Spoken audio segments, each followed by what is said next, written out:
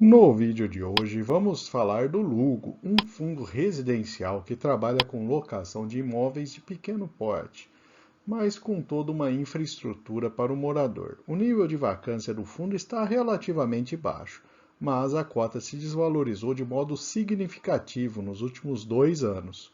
Confira em nosso vídeo os principais números desse fundo. Se o conteúdo ajudar em seus estudos, fique à vontade para curtir, compartilhar e se inscrever em nosso canal.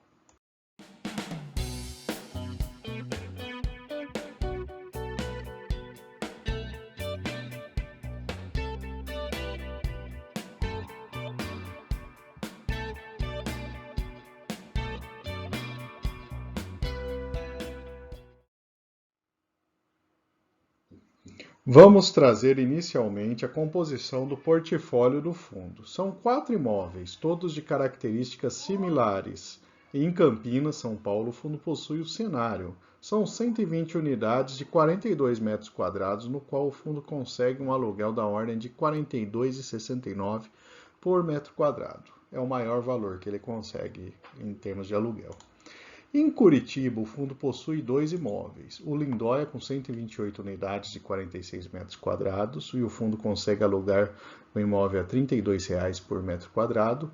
E o Ecoville, que também em Curitiba, possui 86 unidades com quase 50 metros quadrados. O fundo consegue um valor ligeiramente maior do que o outro de Curitiba, fechando em R$ 35,00 por metro quadrado. Em Belo Horizonte, o fundo possui o Cipreste, que tem 113 unidades com menos de 42 metros quadrados. O valor do aluguel é o mais baixo do fundo, com R$ 31,00 por metro quadrado. Resumindo esse portfólio, que não é tão grande assim, comparando as receitas, a maior receita do fundo está no imóvel de Campinas, principalmente por conta do maior valor por metro quadrado. Pelo fato do fundo ter 2 imóveis em Curitiba, esta é a cidade que concentra a maior parte da receita do fundo, com 48% da receita total. E quase 99% dos locatários são pessoas físicas. O modelo de locação que o fundo trabalha é com uma seguradora para cobrir eventuais inadimplências dos inquilinos. E vamos lá avaliar agora a correção dos contratos. Tivemos 18,6% dos contratos com correção pelo IPCA em setembro de 22 e números relevantes nos próximos 3 meses seguintes, somando uma correção total de 54% dos contratos.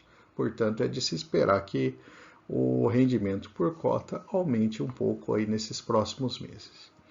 O vencimento dos contratos estão concentrados no primeiro semestre do ano que vem. A ocupação dos ativos está na casa dos 94,7%, um bom nível para imóveis residenciais. A taxa de distratos de contratos vem caindo nos últimos trimestres, o que é um dado positivo para o fundo. Agora, abrindo a comparação por empreendimento, vemos que o Ecoville em Curitiba é o imóvel que parece estar com uma situação mais problemática e com a sua ocupação caindo aí significativamente aí nos últimos tempos.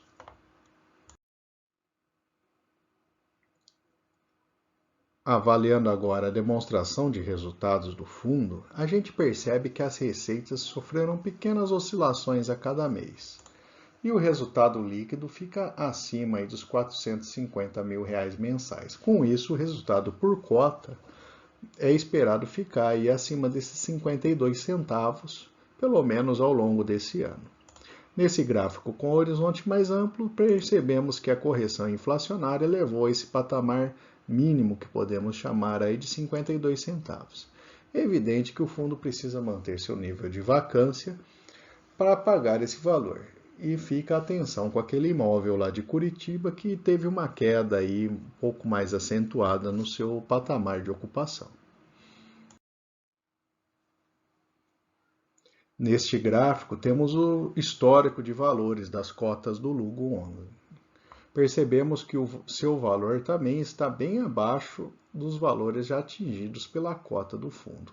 E mesmo com os dividendos entrando na conta, que é essa curva laranja, Ele fica só ligeiramente acima do IFIX no período.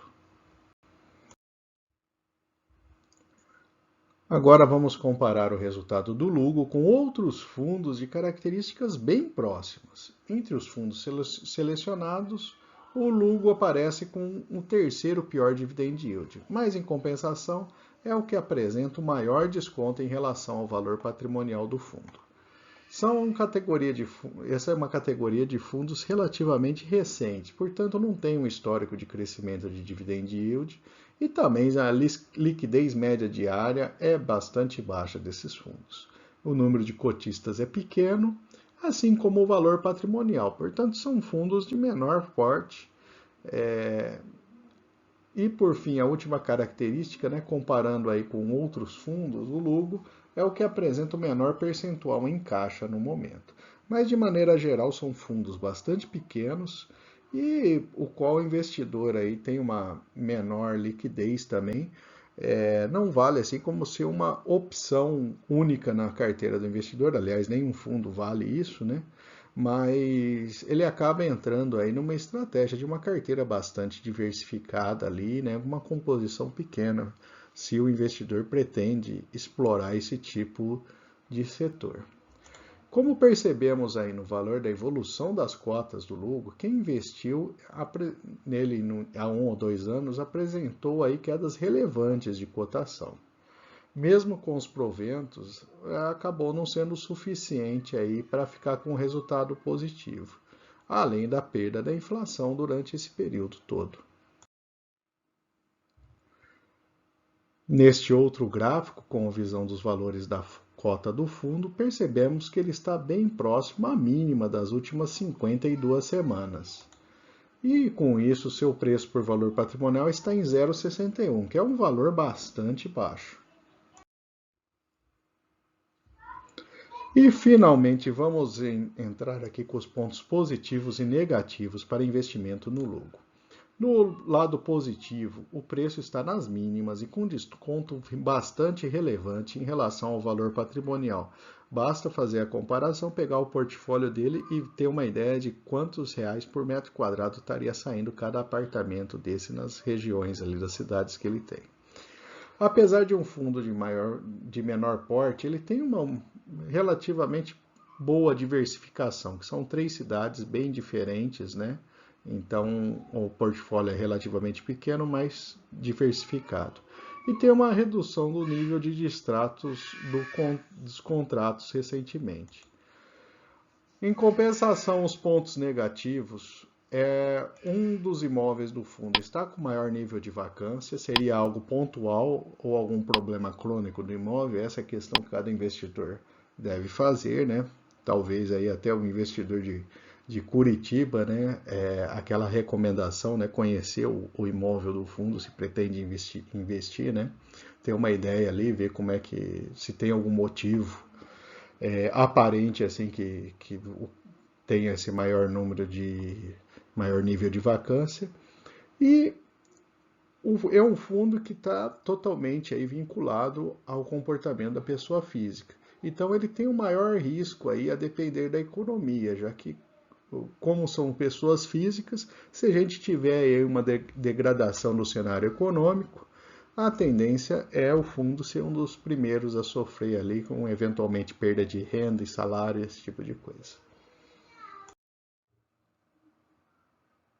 E por fim, eu vou deixar aqui uma lista de outras análises de fundos imobiliários e 2 recomendações de vídeo. Fique à vontade para consultar. Se não for inscrito, se inscreva em nosso canal.